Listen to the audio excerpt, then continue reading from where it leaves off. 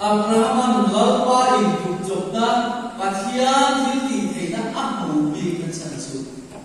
pathian hu oi masani ini chuan lalpa thoi masilo ya lalpa in tukjokna thil ma ko kan tum thina a in tukjok thina ni pathian chu pathian in tukjokna mutu chuan athu kan oi na ya lalpai tum chok ta mutu suanin ke mania kan kulikat te kan hunte kan tha te kan ngai tuan te kan sumle pai eng kim mai ni kan dulai ai pathiani an ve a chumi kan nan phal mun pura suanin pathiani tum chok na te athil ti the na te ro wi te kan do na ni pathian thuo ina